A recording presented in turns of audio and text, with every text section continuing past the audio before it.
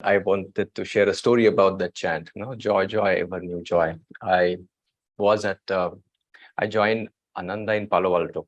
I think there is a very beautiful community led by Swami Ashaji.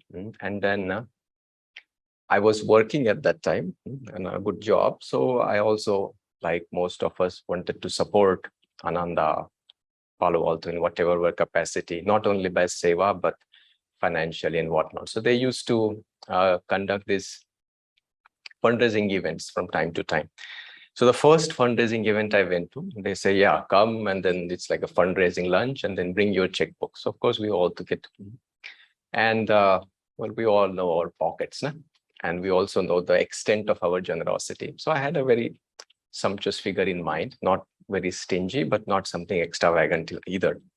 So I remember then Ashaji gave a very, very beautiful talk about why tithing or giving to the Sangha helps. It's not only important for the center or the work, but how it is important for all of us also. And yeah, I had no doubt about it, but that was so much inspiring.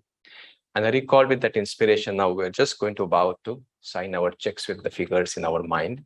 And so she said, okay, now we're going to, so take your time and then fill the details about whatever your contribution is, and then come and offer here at the feet of the master. And while this is happening, Dambara, who is one of the excellent musician, you might have heard him, he is everywhere on YouTube, is going to do a chant in the backdrop. And what chant he started singing was this joy, joy, every new joy. And somehow, in that moment when he started singing, a beautiful energy. And I said, my goodness, what is this happening? And then the figure I had in mind, I was not content with that. So it sort of doubled or more than doubled. And I knew in my mind that this is insane, okay? But there was no sanity, so I did it. And then I offered. And that was beautiful. I was not repenting or anything. The funny part happens next time, in the sense, because this is going to happen again. No? After 6 months, another fundraising event was happening. And this time I would remember, no matter what chant, no matter what happens, we have decided this figure. We're not going to go above it. And then the same thing happened. Again, the same event. Ashaji spoke something beautiful. And then Dambara started ever new joy. I said, this is not happening again. And against my own will and then complete determination, I saw myself doing the same thing. So be careful of that chant. Or rather, I should give this thing to our fundraising team in Ananda, India, and they can use this strategy. All these things to say, it is something extremely powerful. You see, like Swami or Master also talked about chanting. I will take a liberty to say music is half the battle. And it's very strange that we talk about it, because I think it kills the whole point of what Master's words were. He said, chanting is half the battle, because it has the capacity to bypass the rational faculty, all the resistances and everything that conditioning that we create. It has capacity to break through all those walls and hit something within. And those two were super important experience for me. I said, like, how on earth that I have thought it through, and yet something within me just responds to such a call. And I said, like, this is very beautiful. Like, why do I always listen to this? But even to get that experience, that's why he said, you can't talk about it. You got to experience it. And that's why I invited everyone to chant also along with singing. And I'm sure Bara, Shamin, and other teachers have been sharing this all this time. Sometimes we feel, yeah, I'm a good musician, or Bara is a great musician, or I am not yet that great. Or chanting or singing is not my kind of a thing. So I did this experiment. Remember, I used to run a school, and so these teachers, they were not necessarily musicians or anything, but I used to do music with them. And so I made them listen to Swami Kriyanandaji's same song, but one of the rendition when he was very young, when he actually composed that song. And I also made them listen to a particular rendition of the same song by him. And he was only singing, but when he was in his like early, late 70s or early 80s, meaning very old voice, no? So voice wasn't as great. The tonal quality absolutely was not there. He couldn't hold the note as he used to when he was a beautiful singer as a young adult. But then I asked them, which version did you prefer? And it wasn't necessarily surprising, but invariably, all three of them said they preferred the latter version, which was not tonally perfect, or it was not necessarily perfect in terms of the intonation, duration, and then the tonal quality of it. And they were also surprised to just, why are they preferring it, isn't it? Because the first one sounded better. It actually was perfect in the musical thing. And then we discussed, it was more about the bhav, the way it was expressed. Not that Swamiji didn't express it in the first way, but as he matured, if some of you have got the chance to see him towards the end of his life, it was all, he didn't have to think about anything. He was just living in his heart, just giving that energy out. And then I think everybody could feel it. And in that feeling, whether it is a perfect note or not imperfect note, became secondary. So if at any point, if you feel that maybe this is not for me, this is a good point. We're not really trying to give a performance, especially if you're singing for yourself. It doesn't really matter. There's a funny incident around that, and Bara would resonate or remember this also. We both were part of the monastery in Pune earlier, long time ago. And one of those times, we decided to do this like a 7-day seclusion, group seclusion. It was insane because they decided that there will be 2-hour meditation every 6 hours, like 11 to 1, 5 to 7 a.m. and p.m. was most difficult time, because all I did that 7 days was I meditated, then I slept, ate, meditated, ate, slept. There was nothing else left. But the good part was that what we decided was there will be no talking. We just come together at that fixed amount of time and then chant. Somebody leads a chant. The chant is not by words though. You just sort of play the harmonium like that. So there's no word spoken. You just hear the melody and then that's it. And then everybody meditates and it finishes. And then we have taken turns. Somebody had made a schedule, like one day I lead, one day somebody else leads. So one of these young guys who had just recently joined the monastery was very enthusiastic about learning chanting. But how? He wasn't extremely great at understanding whether it's the right note or wrong note. But he was enthusiastic. He had put a lot of energy and willpower in it. And I remember so we were all sort of quiet. We were not supposed to look at each other, forget about talking. And he started chanting this Om Guru, right? This one, you remember this, huh?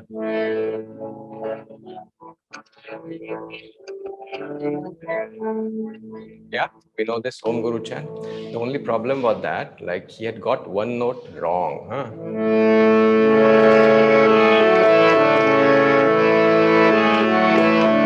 Something like that he would do. And what happened is, like, the moment we started listening, we realized it's like Om Guru, and then the wrong note, and then it would come back.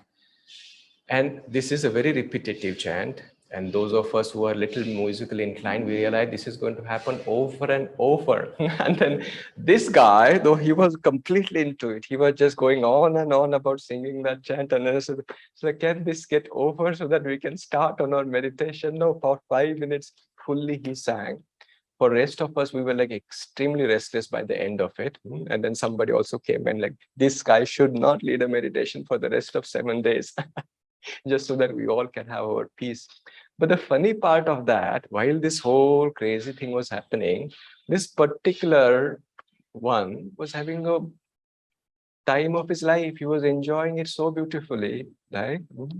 So he didn't care whether it's right or wrong, but just he was putting everything that he had in this chant. And then 5 minutes, 7 minutes, he went on and on singing it. And it was very beautiful in that sense. I'm not suggesting that it doesn't matter. You don't put any energy into learning the right way. But the most important part is it allows us to express our heart in some way or the other. And that expression is absolutely essential. Can't just start feeling it. And that's why we say listening is sort of eating. But when you sing, it is sharing, it's sort of giving out. And it comes in a very different ways. It doesn't matter, but what's important. And I want us to sing this chant just a bit. And why? Because I'll also give one more story around this chant. There was a time when I used to visit a saint in Dehradun. Some of us, I see Prisha here, she probably had a lot of time, or she saw a lot of Swami Kriyananda ji. I had the opportunity to see him briefly towards the last few years of his life, but not as much as maybe some of his elder students have. So we used to satisfy that desire by going and visiting different saints. So one of them was in Dehradun. And while we would sit in his satsang and then chanting, sometimes this desire would come, yeah, this is so beautiful. And by that time, Swami had left the body. So it's like, this is so nice, Guruji is right here. Why is he not the Guru? Something like that. Or why it is so beautiful, I can just be at that thing. And I remember he used to also, some of his disciples would say, ki, Swamiji, that saint has given him a Guru mantra. I said, that is so nice. I also want one. And I remember that Swamiji and Master had said that for our path, we already have a Guru mantra for everyone, which is the Om Guru. But I was not satisfied with that thought. It's like, this is like a very personal, a Guru comes and then, says to you that this is your Guru mantra. It will be so beautiful. So while I never spoke it to anyone or anything like that, but that thought was there in my mind. Every time I would go and sit at his satsang, this is beautiful and I'm missing out on something. And his evenings used to be very simple in the sense he would chant, and those of us who also could sing, he would say, you also chant something. So I remember one of the times when he asked me to sing, I chant this one, Om Guru, the chant. And I finished, and then we finished the satsang, prasad, and all those things happened. And we were leaving. He used to come and say bye-bye to all those who attended the satsang. So he came that evening and he looked at me. And then he said, Om Guru, the same chant, but he just sang the melody, Om Guru, Om. And said, okay, no, I thought he liked my chant, no, nothing like that. But it just stayed with me. But I think quite some time later, I realized that it was not just that he was acknowledging my chant, but it was more like an answer to that desire in me, which was, you have a Guru mantra and your Guru mantra is Om Guru.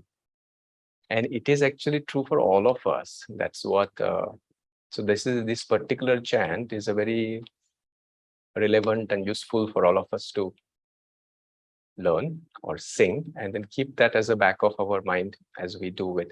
Recently also, I think Ananda worldwide, they did like 24 hours of this Guru mantra, and then different communities all over India also participate in that. So I want us to chant this for just maybe 3-4 minutes as we celebrate our part of it. I will have my gadgets here to support us.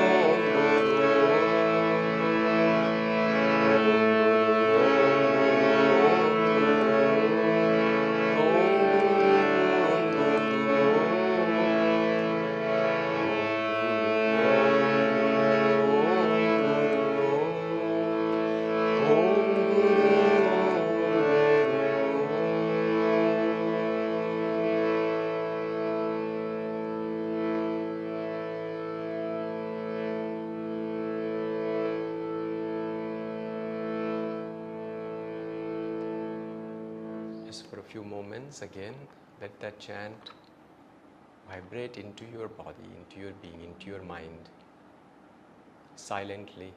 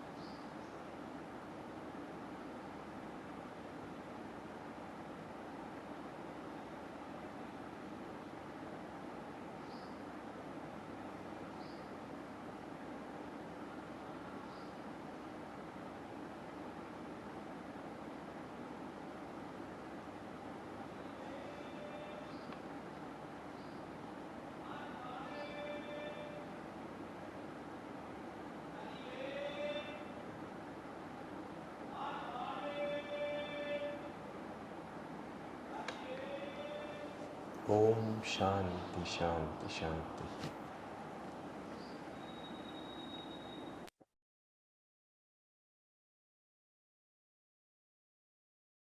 And there's one other aspect of our music that I would like us to bring about, which is the music. You see, we just covered like the exuberance or the capacity of the music to just directly touch ourselves. We also covered it in terms of we can use it as a mantra. But Swamiji has written a lot of music. When, as I mentioned, we had this opportunity to actually see him in person at one of these meetings, and again, Bara was also there. We asked this question to him. He had said this word somewhere where he said, if you want to know me, listen to my music. And in some context, we asked him that question. So he said, if you want to know me as a person, listen to my music. If you want to know my true reality, then you have to focus here at the point between the eyebrows or something like that. But I want to actually just bring ourselves back to the first part of his answer, where he says he said, if you want to know me as a person, listen to my music. And in some ways, it is very, very relevant and then important and excellent, beautiful tool for us. Because Swamiji's music and many of his albums are there. They're also called as philosophy in song.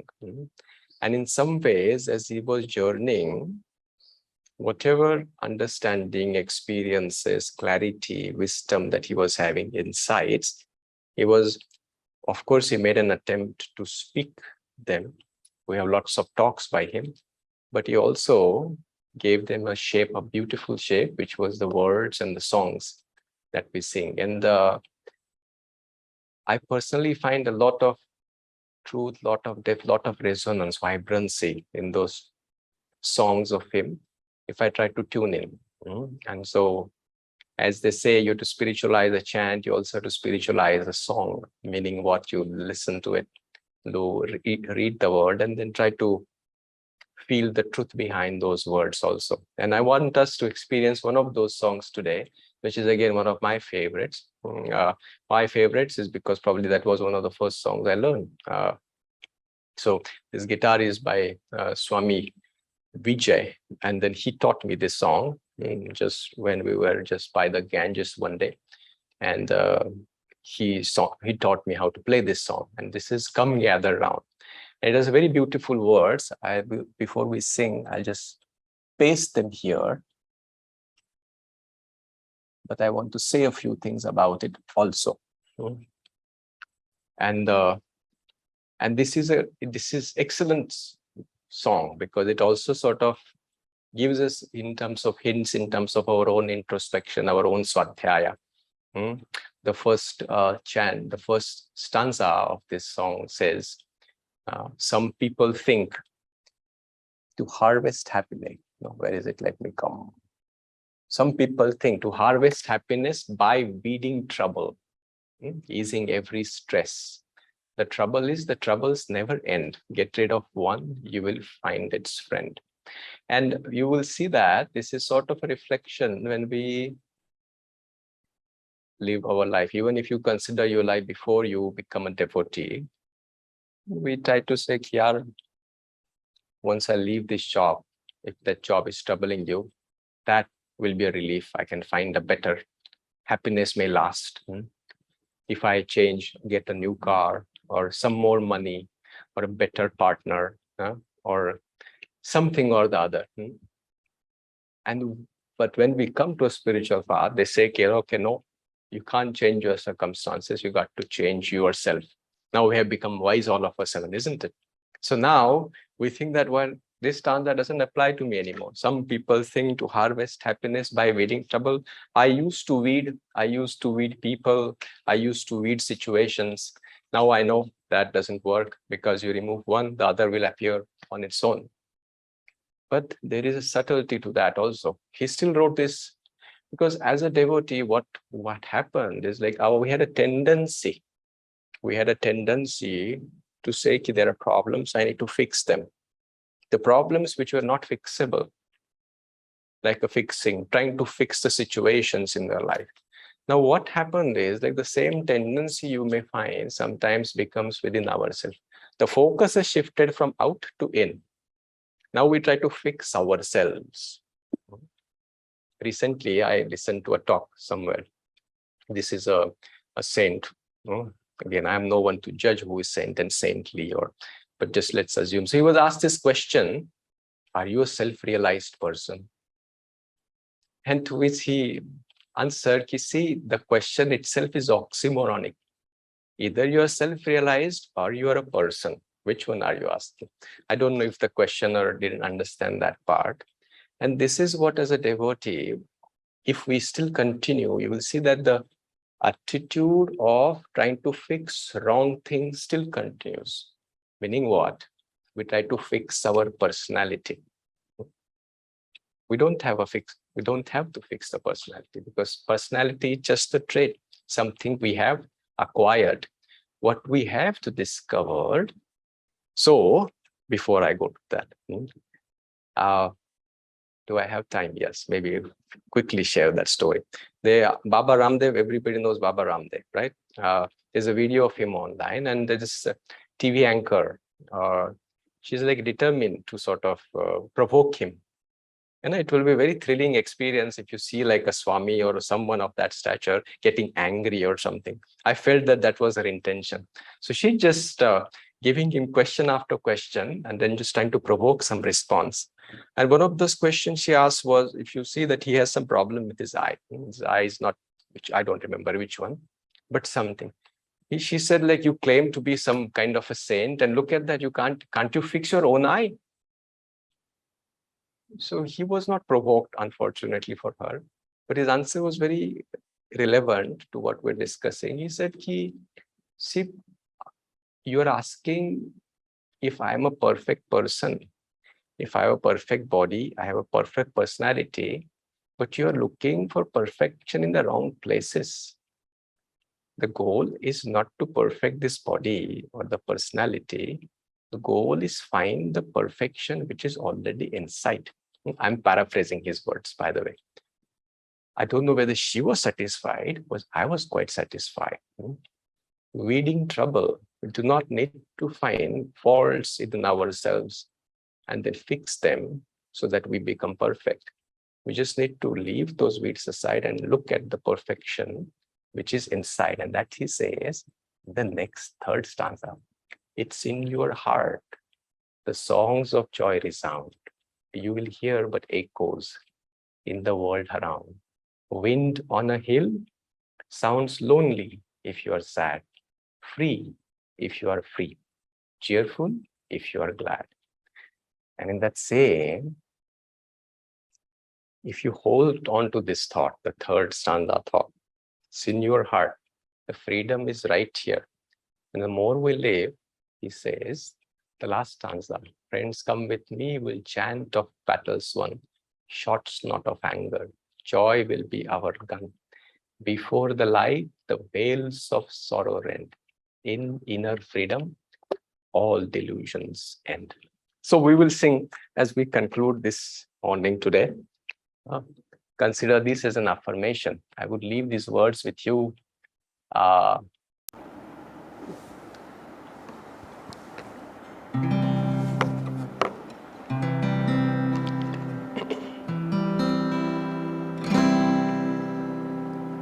Sing along, please. Come gather round, let joy sing out to me. Dawn now is breaking, and the mountains say, it's only light can make the darkness run. Lift up your head, read the rising sun. Read the rising sun. Some people think to harvest happiness by beating trouble, easing every stress. The trouble is that troubles never end. Get rid of one and you'll face its friend. And you'll face its friend. It's in your heart. The songs of joy resound. You'll hear what they echo in the world around. Wind on a hill sounds lonely if you're sad, free if you're free, cheerful if you're glad, cheerful if you're glad. Friends, come with me, we'll chant of battles won, shots not of anger. Joy will be our home. Before the light, the winds of sorrow in inner freedom, all delusions end. All delusions end.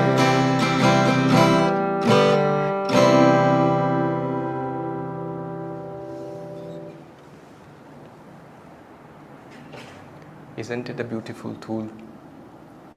Not only it brings smiles and joy on the face, these are all greatest reminders. Think about if this song just keeps lingering at the back of our mind, rather than the normal things which go, they can have a great transformative power. So I wanted just to say that anything that touches your heart, songs, listening, singing, or for that matter, any tool where you can bring your heart quality, that is, as they said, half the battle.